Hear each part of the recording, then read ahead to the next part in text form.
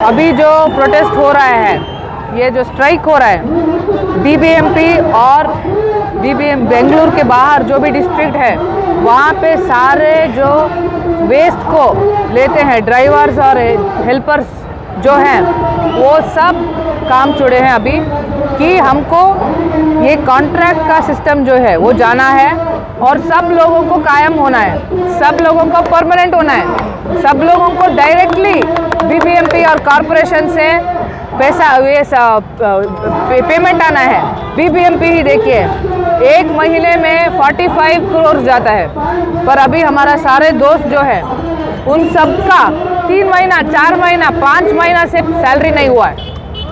आज अगर बेंगलोर में लोग और कर्नाटका में लोग जीवित हैं, उनके में बीमारी नहीं है तो इनके श्रम से है वो। अगर वो काम नहीं करेंगे तो बीमारी फैलती है, पर उनके बारे में कोई भी नहीं पूछता। हम बोल रहे हैं कि ये कॉन्ट्रैक्ट सिस्टम पूरी तरह से जाना होगा, सब लोगों को डायरेक्टली पेमेंट देना होगा, सब लोगों को परमानेंट करना होगा। ये जो कॉन्ट्रैक्ट सिस्टम है पूरी तरह की गुलामगिरी है, गुलामगिरी का दूसरा नाम है कॉन्ट्रैक्ट। तो हम यहाँ जो पूछ रहे हैं कि जब तक ये कॉन्ट्रैक्ट सिस्टम नहीं चलेगा, जब तक उनका डायरेक्ट पेमेंट नहीं होगा, कोई भी काम नहीं करेगा। क्योंकि जब काम करें तो उनका वैल्यू नहीं देखते, जब काम नहीं करते तो तब लोगों को पता चलता है कि हम किसके श्रम पे हम खड़े हैं, तब उनको पता चलेगा। क्यों निगलेक्ट कर रहे हैं? उनको देने के लिए पैसा है, स्टेट गवर्नमेंट को देने के लिए पैसा है।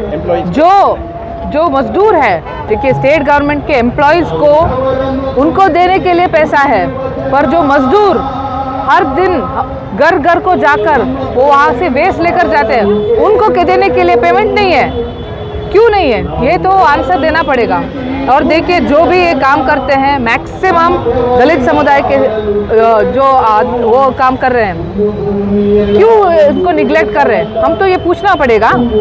और उनको 17% वहाँ हाइक दे सकते हैं, तो जो मजदूर है उनको पेमेंट ज़्यादा करने के लिए, उनको डायरेक्टली करने के लिए, उनको परमानेंट करने के लिए क्या प्रॉब्लम है? पूरा काम अभी नहीं चल रहा है। अगर कोई ऑफिशियल नहीं आएगा आज 4 बजे तक, हम विधान सौदा चलो कर रहे हैं, सब लोग विधान सौदा चलेंगे।